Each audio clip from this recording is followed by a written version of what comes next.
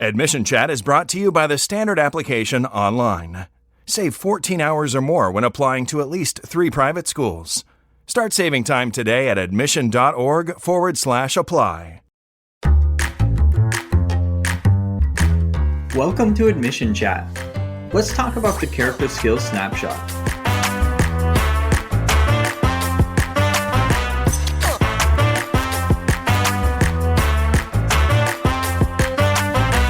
Greetings, I'm Darren Worcester, and in this episode, we're going to talk about the Character Skills Snapshot, an innovative admissions assessment that complements traditional standardized testing such as the SSAT by measuring a student's preferences, attitudes, and beliefs about their character. To learn how schools are utilizing the snapshot and why it's a good idea for families to have their applying students take it, I'm fortunate to be joined in this discussion by 3 wonderful private school admission leaders at Durham Academy in North Carolina and Marlborough School in Los Angeles. Thank you all for joining me today. Thank you for asking us, Darren. Hi there. We're so excited to be here. Great. It's going to be a very interesting conversation, I think very helpful to a lot of people out there. So I'm really appreciative that you guys have joined us. Let's start by having you all tell us a little bit about yourselves and your careers in private school admissions. And how about Victoria, you go first, please. Sure. So my name is Victoria Murati. I am the current Director of Enrollment Management at Durham Academy, and I've had this role here for the last 14 years. And before that, I worked in boarding school as well as in higher education, all in admission. I absolutely love what we all do here, what we're here to talk about. And I've actually had the pleasure of working with Jeanette in training people who are new to our profession. I'm a current EMA trustee. I've not had the pleasure of attending an independent school. I'm an immigrant from Afghanistan. I'm an ESL student and a first-gen college student, but I'm very much committed to this world in terms of access opportunities. And I've seen it over the years with countless students and now with my own 2 children. So that's a little bit about me. Great. Thank you. Christine, would you like to go next? So I am a product of an independent school. I went to Newton Country Day outside of Boston, and it's a girls' school. My first position in independent schools was at Stone Ridge School in Bethesda, Maryland. I started that in my 20s. I was the assistant director and then eventually became the director of admissions. Left education for 10 years, came back, was the admissions director of a school in Tucson, and then have been at Marlborough for 8 years. I think it's about 8 years now. Excellent. So you've seen a lot of different places on your journey. Yes. And certainly, last but not least, Jeanette, please give us a little bit about yourself. I'm Jeanette Wu-Chichen. I'm the Director of Enrollment Management and Community Engagement at Marlborough School. I'm just coming off my 26th year. Like Victoria, I'm a public school educated person. And so working at Marlborough has been my first and only experience at independent schools. Prior to Marlborough, I worked in higher education in the admissions world. And I think what I love so much about my job is the influence that I lead, the team that I get to lead, in creating community and culture at our school. That is great. Thank you very much. Can you guys each tell us a little bit about your respective schools before we get in? And, Jeanette, Christine, how about you guys go first with Marlborough? Sure. I'm going to take this one for both of us. Marlborough School is a girls' school in Los Angeles. We're, of course, an independent school that's been around for over 130 years. And we have students in grades 7 through 12. Excellent. And Victoria, how about Durham Academy? Durham Academy is a pre-K through 12th grade school with 3 campuses, about 1,230 students. We're located in Durham, North Carolina, very, very close to Duke and UNC Chapel Hill. Excellent. Thank you. So our topic today, I think, is one that all of you are probably going to have a lot to say about. But before we really dig in, let's quickly level set. Can you share with us how long you've been using the Character Skills Snapshot in the admissions process? Whether or not you require it, because I know some schools that use it do or don't require it. And then we can get into the why you're using it after. So let's start. Victoria, why don't you go first, please? Sure. So we started using the Character Skills Snapshot about 3 years ago in 2019. We were among a group of about 20 independent schools that benchmarked this assessment tool. And at the time, it wasn't so widely available.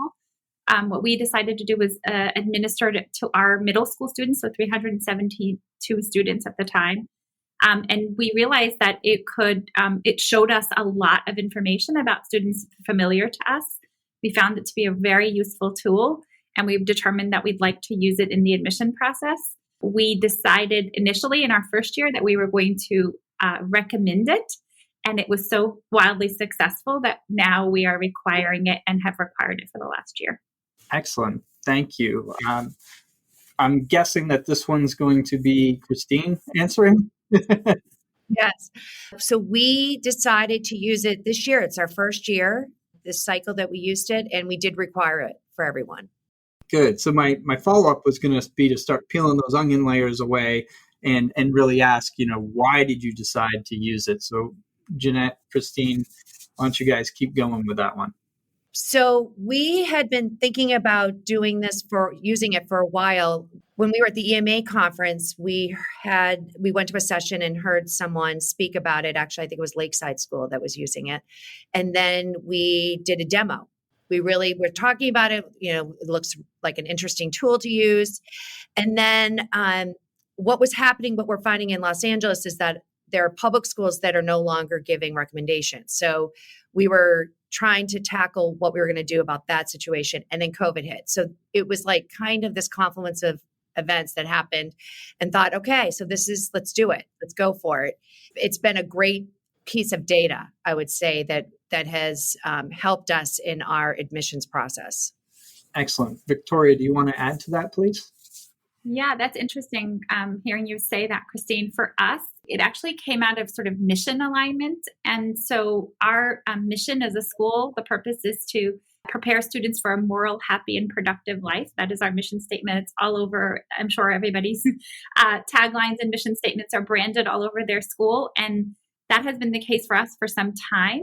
And about 6 years ago, we did one of those portrait of a graduate exercises that a lot of schools do to figure out what skills and values do we want to impart upon our students.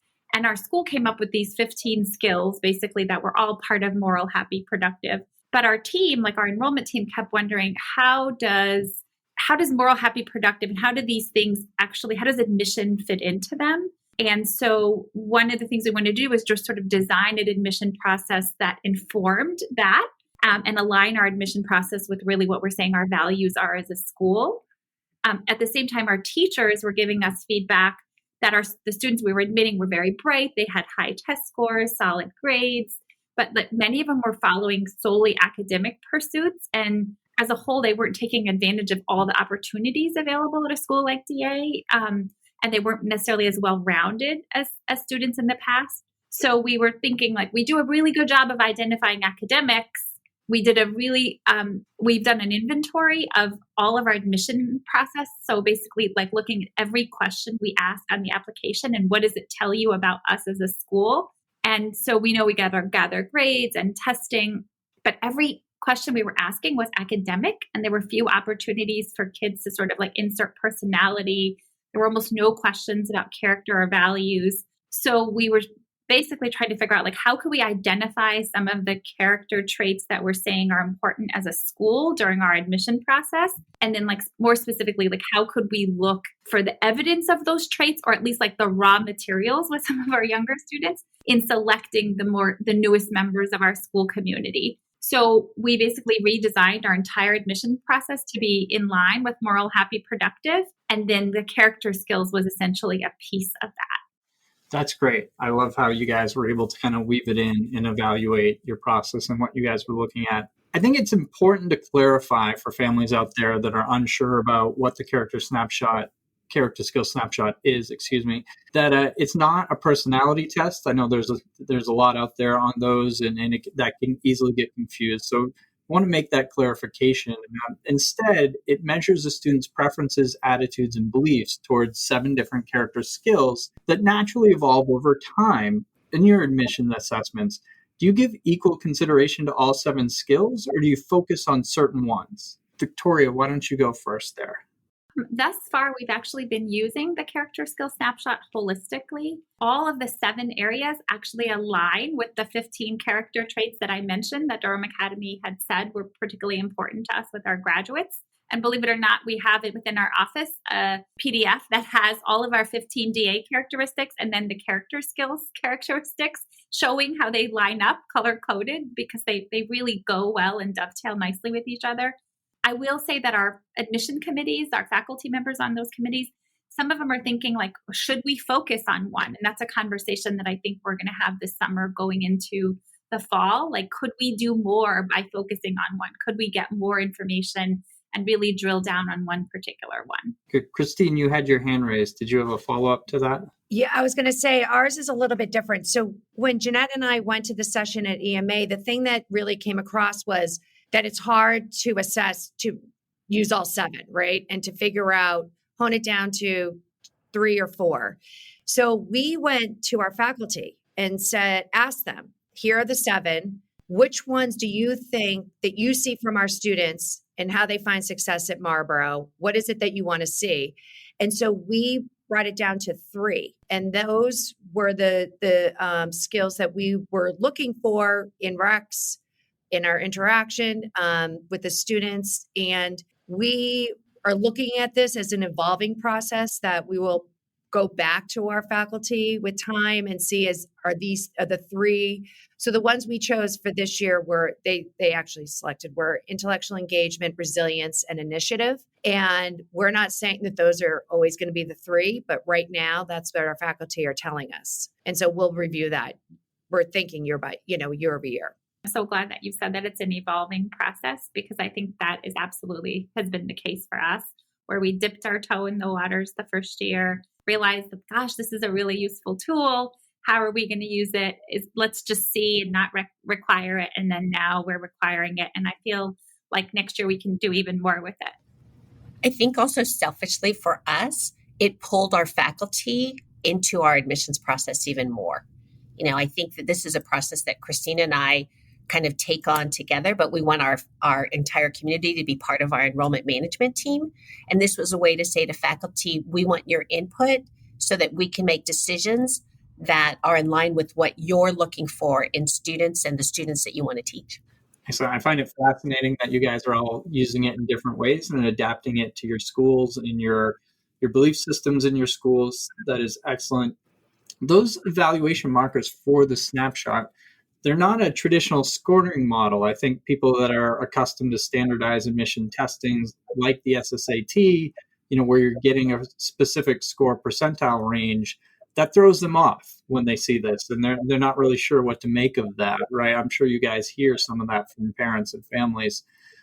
So instead, the assessment model for the character skills is assessed on an emerging, developing, and demonstrating scale. I'm sure you hear from families that are apprehensive about that. What would you say to a parent who might be concerned if their child's results are largely at that emerging level?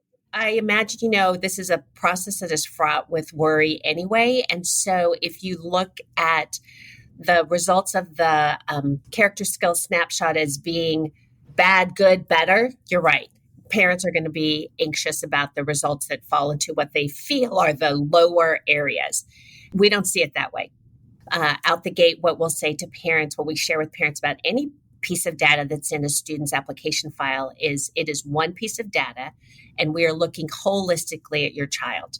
And never will we use one piece of information to determine an admissions decision. That we're looking for trends, we're looking for everything that's in her file to help us make the best decision for her and for the school. The second thing that we remind parents is that we're educators because we know that we're going to be able to work with students and watch them grow and evolve. And that's why we're using and why we love that the categories that students fall into are emerging. There's growth, there's opportunity. And then the third thing I would say is to remind parents that it's called a snapshot because it's a moment in time when a student is answering, in our case, her questions and on this evaluation or assessment, however you want to call it. It's a snapshot, and that tomorrow, 3 months from now, 3 weeks from now, her responses could be different. And we're looking to see not only how she sees herself, which is what we love, and then be able to compare it to how her school might see her, how we might see her in the interview or the assessment, how she writes about herself in her writing sample. It's all a package of information on which we're making a decision. Thank you for clarifying the snapshot part. I do think that's very important to understand in this process. And Victoria, I see you nodding your head a lot as Jeanette was talking there. Do you have more to add to that? I do. And I love how Jeanette was talking about, it's sort of a continuum. We're coming at it really from a growth mindset. These are all malleable skills. They can be developed. And we as educators, it's our work to help students grow in these areas. And this is one tool among many, as Jeanette mentioned earlier, that we're trying to use to sort of get a sense of where they are. The only thing I would add that's different for that is I honestly think it's not a snapshot, it's a selfie. And we joke about that in my office, but it is truly that. It is their sense of themselves. And when we were having this conversation within our admission committees, we constantly had to keep remember that the students, this is how they see themselves, And that, I think, to the earlier point, that's one of the big things that separates it from a personality test or something like that, right? It's really their self-evaluation of, how they see themselves. What other questions do you get from families? This is a relatively new way of assessing students going through the admissions process. I'm sure you have some families that probably went to your school with an older child who didn't go through this. And so now they're probably like, wait, we have to do this too? What's this? So, what are some of the other questions that you get from them? The first questions we got when we initially went to the snapshot was, why are you adding one more hoop, one more checklist item for my family to complete?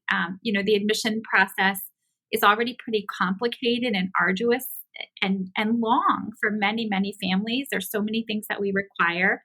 And so the question was like, why one more thing? And so we've always said, an applicant's character has always been an important part of our admission process. We just honestly haven't had a tool that we could use to help measure that. And so we were excited by the possibility of using it. And it wasn't in any way to sort of mitigate the importance of academics, but it was honestly to elevate character to be at the same level. And that has been, again, pretty successful for us. The second question that we've had is, how will it be used? And I think we've all talked about it complements some of the other information that we're gleaning about test scores and interviews and grades and non-cognitive assessments and recommendations. So many other things. And just like we don't focus on one specific aspect of the application, we constantly are finding ourselves saying we're not just also focusing on the character skills. It's part of a whole plethora of things we look at. We get that exact same question, Victoria, how are you going to use it? And what I love about it is this is student-driven, student-initiated, all about student, right? It's not somebody else judging a student. It's about how she feels about herself. In the same way a writing sample is all student-driven. The other thing that we tell parents that we love about it is there's no prep. Right? There's no way that you can prepare for the Character Skills Snapshot. And as Christine said a couple of years ago when we did the demo, we also realized there was clearly no right answer. And so you couldn't even have a parent sitting next to you and saying, oh, choose B, choose A. It's just not going to work. When parents ask us the why we use it is because it's student focused, it's student centered. You guys have teed me up for my next question really good in that, parents are asking how you're going to use it, because I did want to ask, I've heard of schools that are using it for other means than just admissions assessments, where they'll pass results along to advisors and educators, that sort of stuff, so that they get a better understanding of the students that they're going to be working with and can get some preparation work on how to best support those students. Is that something that's happening at your schools or something you've discussed doing? So we're just starting those discussions with our middle school head. Mainly, I would think what sparked this was that when we were reading these results, when we were going through the files and going through all these results, the thing that struck us probably, and we are a girls' school, so just know that we were noticing that how sixth graders were answering. And I think, Jeanette, you may have touched upon this a little bit at the beginning. And then how eighth graders, because we enter at 7 to 9, how they were answering were very different. So Sixth graders were more demonstrating. And then as they were getting older, we noticed that eighth graders were more merging or developing. And their teachers weren't seeing that. That was the interesting piece. So as an adolescent girl, what is happening through the course of years? And so we talked about trying to follow potentially our seventh graders through this and maybe to have them take it again so that we have some meaningful data to kind of, is it just a one-off that we saw for this year? Is this something that will continue? That is fascinating. And, I think for parents that are listening to this, probably reassuring to some degree in that, if their child is emerging when they're going through the admissions process, you're seeing that at all different grade levels and in different developmental stages that these children are going through. So it's really, really more about, who they are in their journey necessarily than it is really evaluating them for specific items. So that is great. Victoria, did you have more to add to that? Yes, I think because we've used the snapshot over a number of years, I think it continues to reveal itself to us that it's really a tool that can help us determine where we can help students grow and thrive. And so we've used it for in the past for things like advisory placement in the middle and the upper school. So for example, looking at a group of students, fifth grade is an entry point for us as well as sixth grade. I probably wouldn't put a bunch of boys with emerging self-control in one advisory together. And so there are things that are just like really naturally easy to do that you have the data right there. And so we're able to do those kinds of things just using it essentially in a very, I think, intentional way. But it's all data that's already in our application process and we have it. And so we've used it over the past for advisory. We've also used it if you were to look at all of the students coming in new, where do they see themselves? Are there things we can do in terms of orientation, bridge programming, that programmatically like put in place in order to help students with their journey into Durham Academy initially or even along the way? The one thing that I think we're really excited by, and if it's a possibility, is to potentially have it be something that the snapshot be something we could administer to our current students. Sort of where do they see themselves? What do we learn about an entire class? Are there trends, kind of like what Christine was saying, by gender, advisory group? And then more importantly, like how can you measure that over time? And I think the institutional researcher geek in me, that part of me is like, that would be really amazing to see, like, are we having an impact as a school, on those particular areas? Because we know we can do that with other forms of testing. We not only bring students in, I think we're all very proud of not only the transition, but we watch them all the way through, right? And so teachers come to us, our middle school director comes to us often, especially when they're working with a student and say, can you tell us a little bit about her background? Can you tell us a little bit about maybe the education, the system that she came from, or the formality or the informality, and those kinds of things. And the Character Skills Snapshot just gives us yet one more piece of data. If a teacher comes to me and says, can you tell me more about Christine? I can say, yeah, here's what her academic record looked like when she came through, and here's what her character skills snapshot. Again, it was a moment in time, the selfie that Victoria discussed, right? I don't want her to be defined by it, but it is a piece of information that could be helpful in working with a particular student. As a parent of a middle school boy, I completely recognize and understand why you wouldn't put a bunch of emerging middle school boys together with one advisor, though it would be an interesting social experiment. You could stand by the front wall and just watch it. But I am imagining, as a parent, I would kind of love to see these results for my children and think that there'd be some value for me in, understanding, where my children are developmentally and in their own self-assessment of themselves. But I don't want to project that onto all parents. Do you guys think or see that there's some value there to parents as well? I do. I can start by just saying I actually think there's a lot of value to both the student and the parent.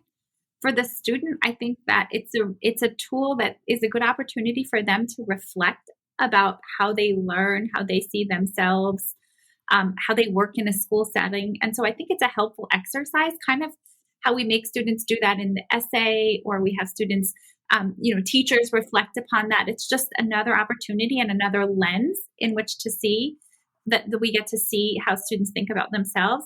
And I think for parents also to see the results and say, these are some areas that I might want my children to work on, that I think they're areas that they have particular strengths in. And I think as a parent myself, I think our kids are growing and changing all the time. And sometimes it's hard to figure them out because the rate at which that happens sometimes can be very fast. And this is just another tool in your parent toolkit as you're trying to figure them out and figure out how you can support them. Yeah, I think too, what we see at home and what you see at school and how they evaluate themselves, are probably three different things. So that's why for me, I was thinking that would be fascinating. Jeanette, Christine, do either of you have more to add there?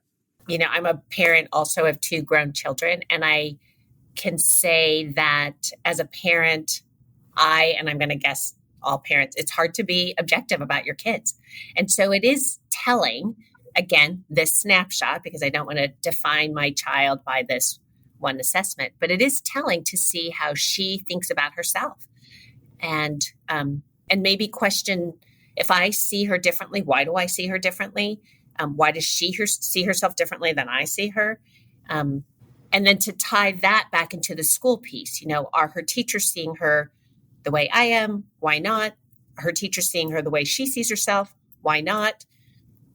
It's just a great tool to ask some clarifying questions.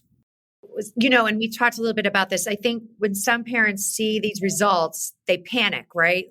Like, why is she emerging? I don't see that emerging. And it's not a negative, right? It's a glimpse. Like you are given an opportunity to see your child in a way that a lot of parents, it's hard, unless you're taking an assessment like this, you don't have the opportunity to see this. And so I think anytime that you have more information about your child and how he or she is seeing themselves, it can only help you, I think, navigate,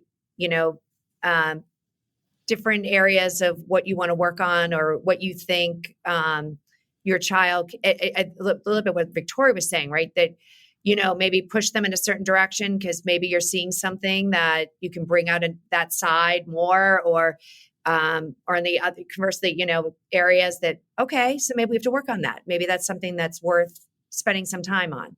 It's such a great point. This seems to be sort of a theme of our discussion today. It keeps coming up, and I kind of equate it. I think the moral of the story, connected to what Jeanette said earlier, is that emerging doesn't equal bad. That's not how your schools are viewing it, correct? Absolutely. We're kind of getting to the end of our time here. This has been wonderful. Thank you all. Do you have any last advice for families or thoughts for them, as they look at whether or not the Character Skills Snapshot is something that they want to do?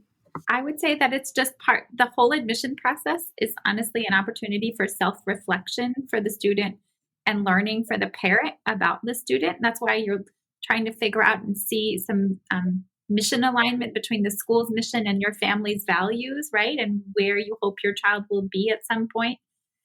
And so I think this is an opportunity to dig into that a little bit. And I would not hesitate at all about taking the Character Skills Snapshot. I think it's an excellent tool that our schools value. And it's an opportunity for you to learn more about your child. Jeanette, Christine, any last pieces of advice from you guys?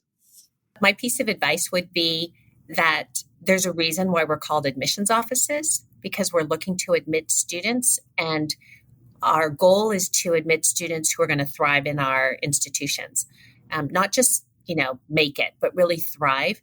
And the more data we have in making those decisions, again, recognizing that some of it is science and some of it is art, but the more data we have helps us ensure that we're making decisions that are in the best interest of students. I would look at this as a really nice opportunity, a great opportunity, I think, to be given some information that I don't know in what other setting you would get this. And taking admissions outside of the, removing that. I think that it's just an interesting piece of information that you can glean from about your child. And my hope is that that parents will take that regardless of the admissions process and any decisions that are made. And it's a really positive and I think powerful tool for a family to be able to have that information about their child. That's wonderful. This has been a great discussion. I've certainly learned a lot, and I'm sure it'll be helpful to families as well. So thank you all for sharing your insights today. It's much appreciated. Thank you. Thank you, Darren. Thank you, Darren. And for everyone listening, thank you for joining this admission chat. Please look for another episode soon. And for more insight into the private school application process, visit admission.org and check out our Admission Academy live webinar series. Thank you. Take care, everyone.